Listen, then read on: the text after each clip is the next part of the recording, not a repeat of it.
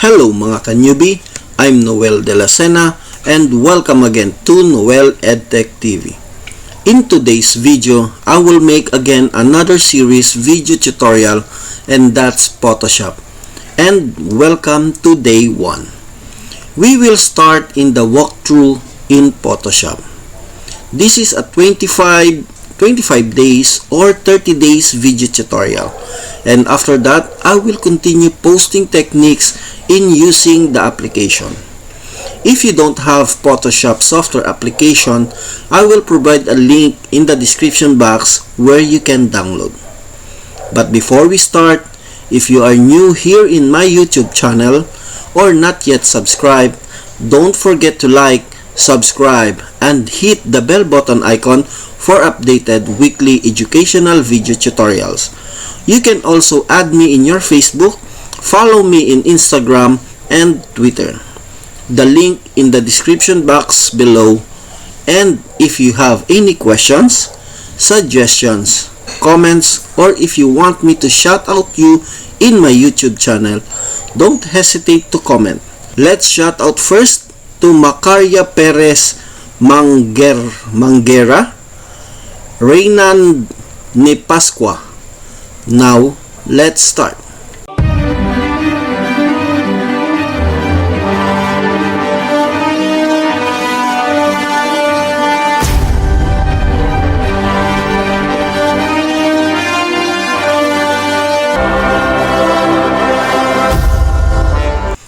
Okay, open po natin ang ating mga Photoshop application. I'm using pala Photoshop CC. So, while waiting to open our Photoshop, Photoshop is a photo editing and manipulation software on the market na kung saan ginagamit ng ating mga professionals. Okay, so, ang Photoshop, ito ang ating unang screen na makikita sa Photoshop. So, to create a new file, so i-click lang natin to. And to open a new file, i-click po natin to pag nandito po kayo sa screen. So first, ituturo ko sa inyo paano mag-create. Anyway, ito pala nandito sa labas. Itong mga nakikita nyo rito. Yan yung mga previous file na na-open nyo na. Okay, so first, turo ko muna sa inyo paano mag-create ng new file. So i-click natin itong new, create new. Then after po nyan, lalabas po itong screen. So this is a preset screen or preset sizes na ino-offer ni Photoshop. But if you ask me, kinakailangan para sa akin, dito tayo mag-create tayo ng actual size natin. Ibig sabihin ko ano yung size ng kailangan na gagawin natin or gagamitin, yun ang ilalagay natin. So in creating a size, no, to create a file, so mayroon tayo ditong options, so inches or pixels, so madalas naka-pixels po yan, pwede po natin siyang palitan into inches, and gagamit lang po kayo ng ruler nyo para maisukat nyo kung gaano kalaki ang size na kailangan nyo. Then for example, in this presentation, gagawa ako ng size ng 4 by 6. Okay, so 4 ang height, 6 ang width, naka-landscape po siya. Okay? Then, click nyo lang ang orientation na landscape. Dito. And after that, next is the resolution. Ang resolution, mostly, nakalagay dyan sa inyo ay 72. And sabi rin ng iba, okay na ang 72 na resolution. But for me, ang always na nilalagay ko ay nasa standard, which is the 300. Bakit? Kasi po, if bababa po sa resolution ng 300 ang inyong file, ibig sabihin, bumababa po ang quality resolution ng inyong images. So, I always put a 300. But, pwede kayong tumaas ng 300 to 500 to 600. Pwede, kasi mas maganda ang quality. But, masasacrifice po ang speed ng inyong computer or ng inyong laptop. The next, if you're using inches, dito sa baba, sa resolution, dapat naka-pixels inches din po yan. If you're using centimeter, dito kinakailangan iset nyo rin siya sa pixel centimeter. But as I said, always akong gumagamit into inches. So, pinababayaan ko lang siya sa pixel inches kasi yan din po ang kailangan. Next is the color mode. You can use the RGB or the CMYK or grayscale if one color, and so on and so forth. For me, I'm always using the RGB or the CMYK. I-explain ko ito sa mga susunod na video ko kung ano ba ang gamit ng RGB, ano ba ang gamit ng CMYK. Itatopic ko po ito doon sa series naman ng aking tutorial para sa graphics design. Okay, so for this presentation, gagamitin ko lang si RGB colors, and stay lang po tayo sa 8-bit, pero pwede nyong gamitin ang 16-bit at ang 32-bit. Kung 16-bit, mas maganda ang 32-bit, but as I said, masasacrifice po ang speed natin. Then we have the background content. So background content, ito yung unang screen na makikita nyo or unang drawing canvas na makikita nyo. So we have a white background or black background or any color na gusto nyo. Magse-select po kayo. But always po sa akin ay background ay white. Then after that, click nyo lang po itong create and mag-open na po siya ng new file. Okay, so kung andito na po tayo, so kaya kanina naituro ko na paano mag-create, paano naman po mag-open. So i-click nyo lang po yung open kanina. So i-close ko lang po muna ito para bumalik doon. So i-click natin ang open, and I have here 2 images. So ihanapin nyo kung saang file, and pwede nyo ring i-open ng sabay. So I have here a cat at saka yung picture ko. So pwede nyo siyang sabay i-open, highlight, pwede yung isa rin. No? So in this presentation, i-open natin ng sabay. So i-highlight nyo lang siya and click nyo open, and automatic mag-open na po yung dalawang file. Okay? So nandito yung isang file, yung una, yung image ko, yung picture ko, at yung pangalawa, nandito sa kabila. Pwede nyo rin siyang ilabas. So for example, i-drag ko lang siya palabas dyan para makita nyo yung dalawa. Ganun din yung isang file, i-drag ko rin para ilabas. At kung gusto nyo, gawin nyo lang to kung gusto nyo nakikita silang dalawa. Okay? And to copy this file, para mailipat natin dito sa kabila, so all you have to do is click nyo lang itong picture, drag nyo siya. Okay? So for example, ganito, click ko, drag, lipat ko dun sa kabila, at nandoon na po siya sa kabila. Okay, so that is one. Ang pangalawa, pwedeng dito sa kabila, i-click nyo itong layer niya at i-drag nyo siya papunta doon at nandoon na rin siya sa kabila. So kung mapapansin nyo, yan yung pusa, andito yung image, then pwede nyo na po siyang i-resize ng gusto nyo. Okay? So, kung ano yung gusto nyong size, andyan na. Okay? So, ganyan lang po siya kadali. Next, dahil nandoon sa kabila, i-close ko na itong picture ko. Then, i-delete ko na yung pictures at mag-focus tayo dito. So, kapag din-drag nyo ito, pwede nyo siyang igalaw, itlipat kung saan nyo siya gusto. Then, kung gusto nyo rin siya ibalik, idikit nyo lang siya dyan sa taas, at magkukulay blue na ho yan, gaya na nakikita nyo, at pag binitawan nyo, babalik na po siya ando doon. Hindi na po siya magagalaw unless na i-drag nyo siya ulit at ilalabas. Okay, so next step, so this is our worksheet, no? So in Photoshop, we have a different components na tinatawag. The first component na makikita nyo is dito sa side, sa left side ko. This is what we call a toolbar. Okay? Toolbar. The next worksheet or the next component is itong nasa baba na ito. Ito yung tinatawag nating option toolbar naman. And dito sa taas, ito yung common na sa atin to dahil nakikita natin to sa ating mga Microsoft Word, Excel, PowerPoint. So this is what we call the menu bar. And dito sa right side, ito yung tinatawag nating palettes. Okay? And this one, dito sa my image, this is what we call the drawing canvas. Kasi dito tayo magdo-drawing, dito tayo mag-edit, so on and so forth. And isa pa, itong nakikita nyo ito, na parang ruler, sa taas at sa side, yan ang tinatawag nating ruler pa rin. Hindi pa rin siya nabago. Okay, what if wala yung mga yan sa inyo, sa screen nyo ng Photoshop? Saan natin mahahanap yan?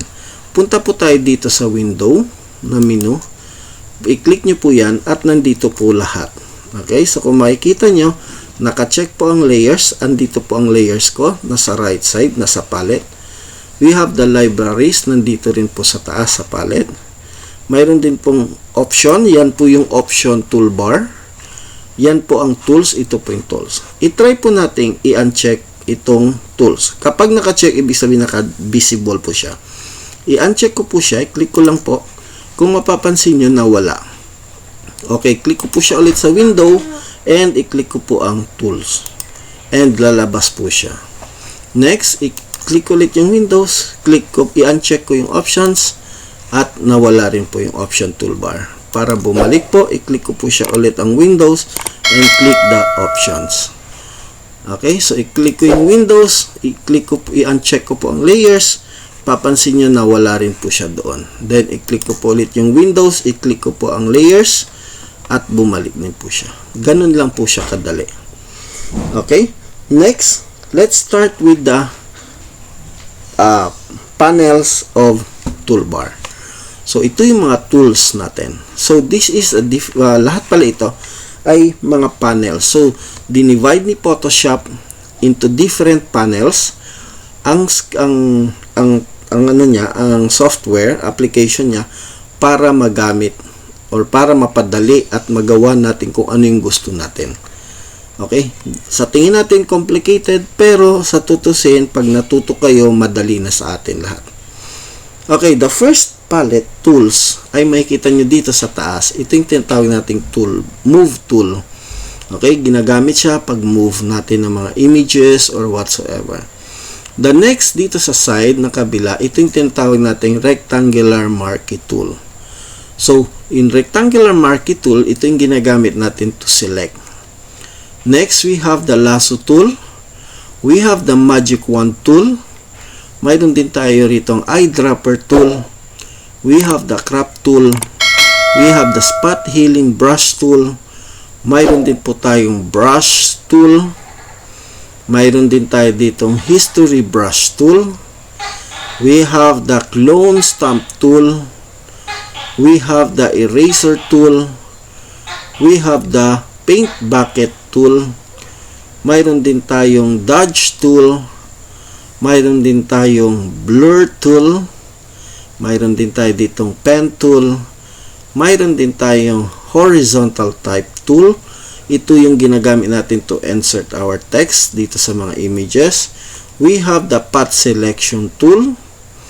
And we have also the custom shape or shape man lang. Then we have here the hand tool and the zoom tool. So dito sa baba, makikita natin ang set foreground color at ito naman ang background color. So in every tool, mayroon tayong sub tool din siya. So for example, dito sa shapes, pag kinlik nyo po yan, lalabas po ang tool. So we have the rectangular, rounded rectangular, ellipse, polygon, line, and custom shape. So pag pinili nyo po siya, mapapalitan po ulit yon. Same with others. So gaya nito, sa move tool, pag kinlik nyo po yan, dalawa po ang mayroon, move tool and artboard tool.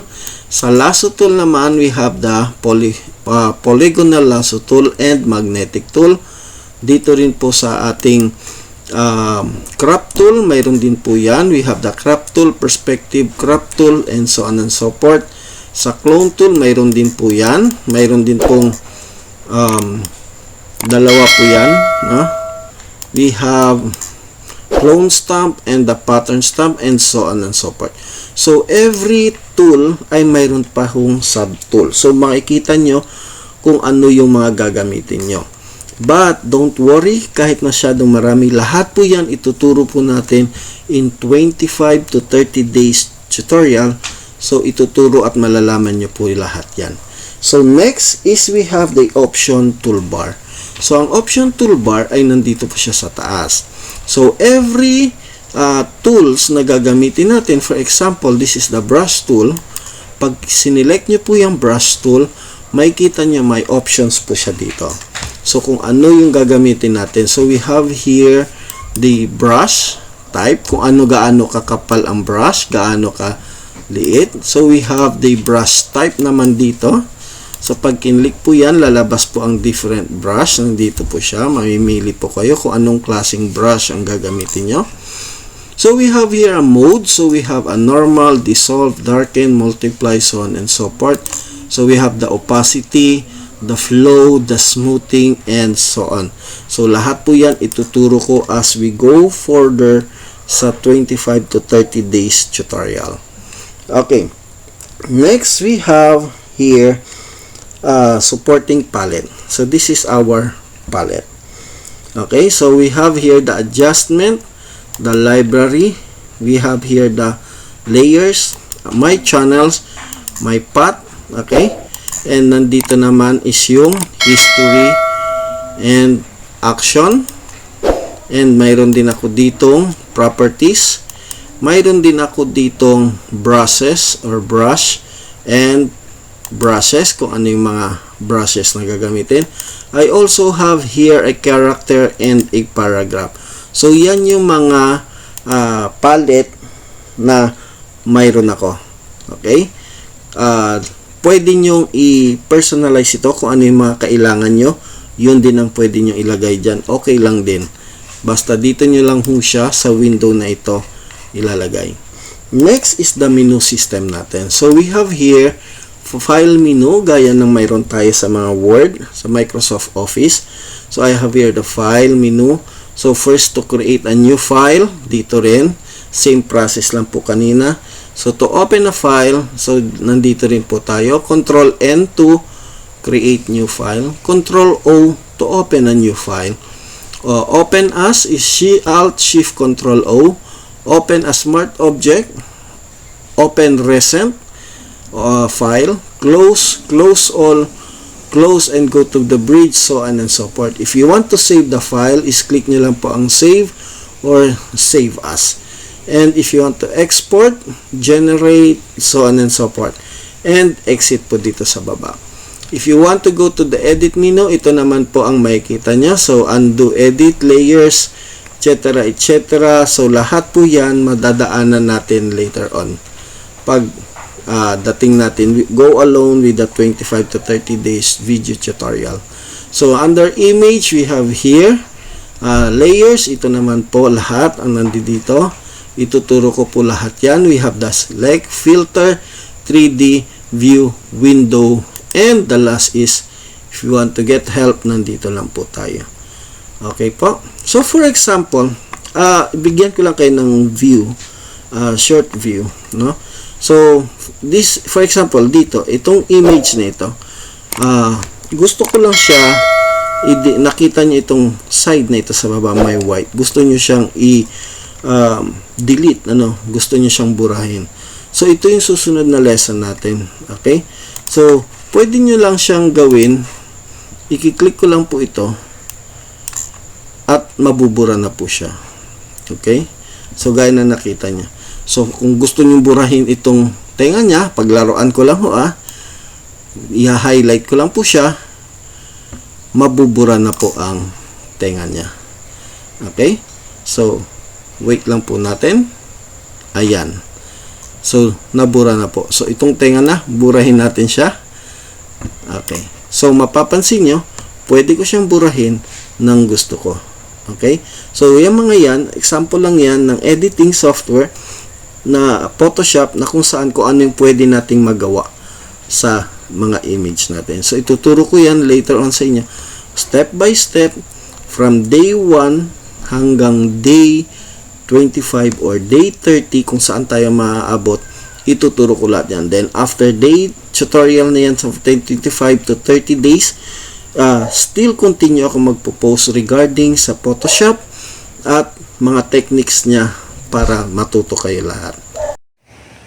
That's it mga ka-newbie. Sana meron na naman akong naibahagi sa inyo na bagong kaalaman, at para sa mga susunod na video tutorial, mag-subscribe to this channel and click the bell button icon para sa mga updated video tutorial.